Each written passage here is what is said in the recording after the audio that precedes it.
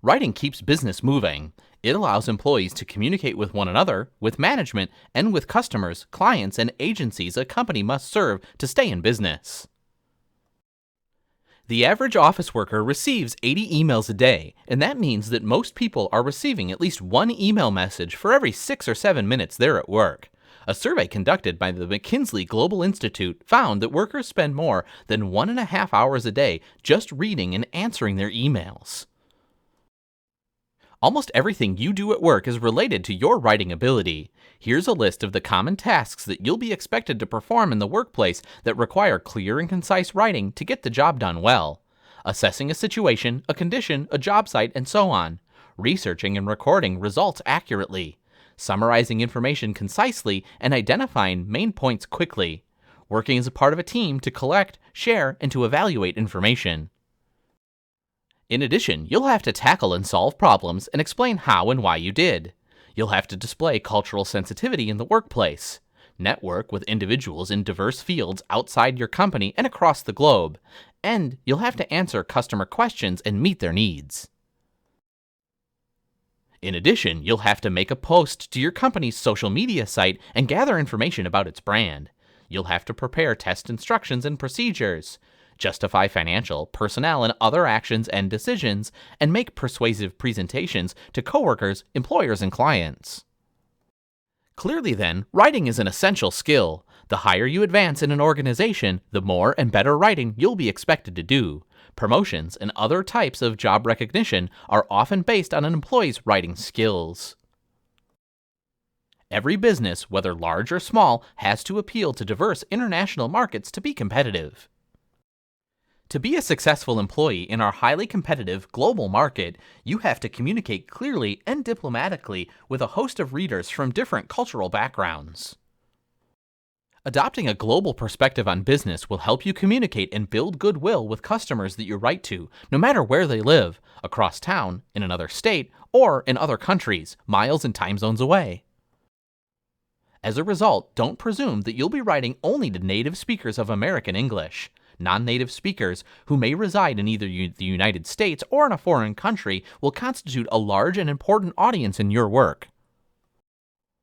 Writing to international readers with proper business etiquette means first learning about their cultural values and assumptions, what they value, and also what they regard as communication taboos. Your international audience is likely to have different expectations of the following: how and what communications are addressed to them, whether they allow you to use their first name, how they wish a business meeting to be conducted, how they think questions should be asked and agreements reached. Concepts of time, family, money in the world might be nothing like those in the United States. Visuals, including icons, might be easily understood in the United States but baffling elsewhere to the world. For the common good of your organization, you need to be aware and respectful of cultural differences in the way you communicate. Effective writing on the job is carefully planned, thoroughly researched, and clearly presented. Your writing will be more effective if you ask yourself these 4 questions.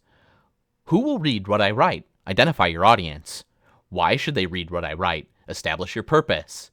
What do I have to say to them? Formulate your message. And how can I best communicate? Select an appropriate style and tone. The questions who, why, what, and how do not function independently. They are all related. You write for a specific audience, with a clearly defined purpose in mind, about a topic your readers need to understand in a language appropriate for the occasion.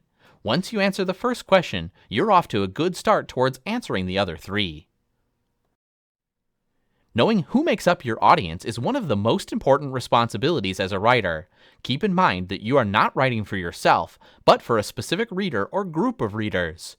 Expect to analyze your audience throughout the communicating process. Some fundamental points that you need to keep in mind when identifying your audience include: members of each audience differ in their background, experiences, and needs. How you picture your audience will determine what you say to them. Viewing something from the audience's perspective will help you select the most relevant details for the audience.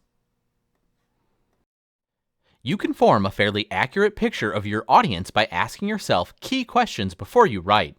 For each audience you need to reach, consider the following. Who is my audience? What individuals will likely be reading my work? How many people will make up my audience? How well does my audience understand English? And how much does my audience already know about my topic? Further, what's my audience reason for reading my work? What are my audience's expectations about my written work? What is my audience's attitude towards me and my work? And finally, what do I want my audience to do after reading my work? Establishing your purpose by knowing why you're writing will help you communicate better and find the writing process itself to be a bit easier. The reader's needs and your goal in communicating will help you formulate your purpose. It will guide you in determining exactly what you can and must say. Make sure that you follow the most important rule in occupational writing. Get to the point right away. At the beginning of your message, state your goal clearly. Don't feel as though you have to entertain or impress your reader. Put the bottom line up front.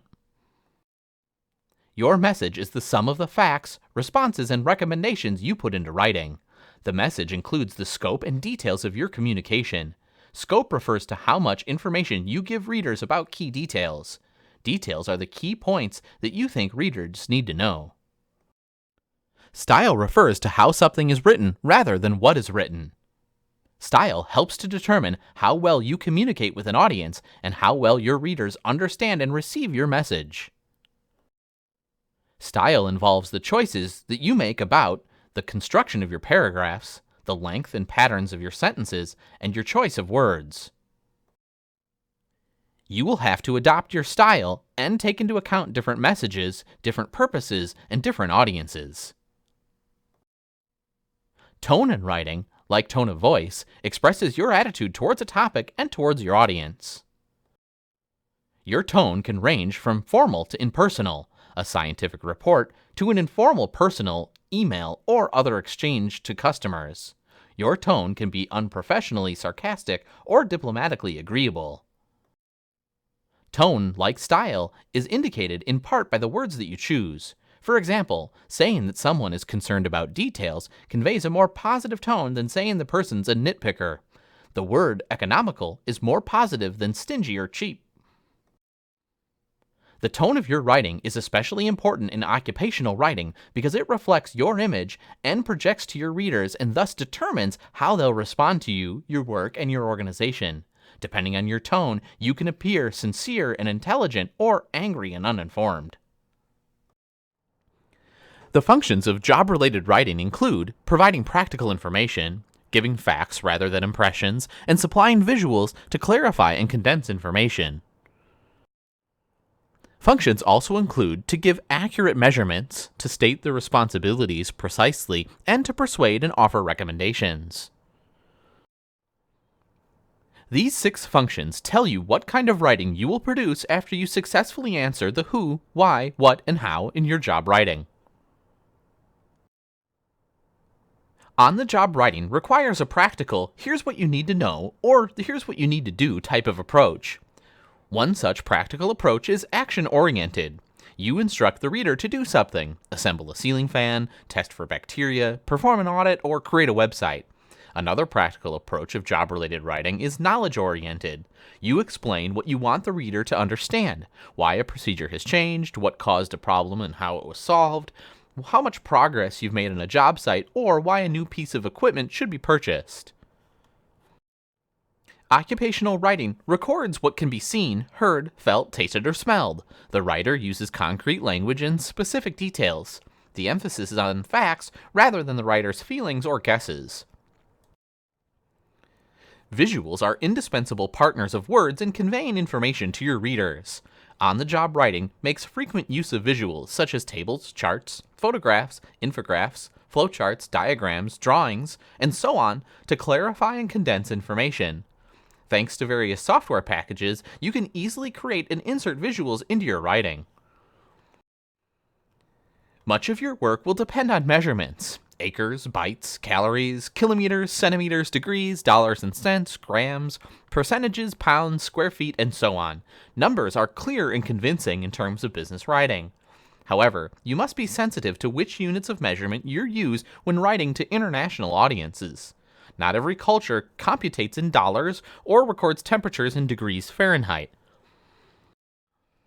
Your job-related writing should make it absolutely clear what you expect from or can do for a specific audience. Misunderstandings waste time, cost money, and result in injuries. Directions and other online order forms, for example, should indicate how and where information is to be listed and how to be routed and acted on and so forth. Persuasion is a critical part of writing on the job. In fact, it's one of the most valuable skills you'll need in the business world. Persuasion means trying to convince your readers to accept your ideas, approve your recommendations, or order your products. Convincing your reader to accept your interpretation or ideas is at the heart of the world at work, whether you're writing something for someone outside or inside your organization. As much as 70% of your writing may be directed to individuals you work with or work for. In fact, your very first job-related writing will likely be to persuade through a resume and a cover letter to land an interview with a potential employer.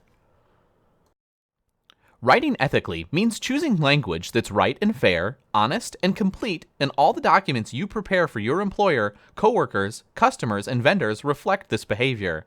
Your reputation and character, plus your employer's corporate image, will depend on you following an ethical course of action. It takes a long time to build trust and only a second to destroy it.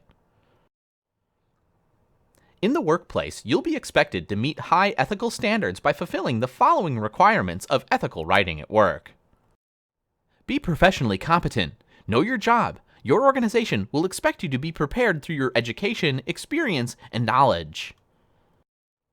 Be honest. Never misrepresent yourself. Never falsify a document by padding an expense report, covering up a problem, taking the company vehicle or computer or smartphone for personal use, or wrongfully accusing a coworker.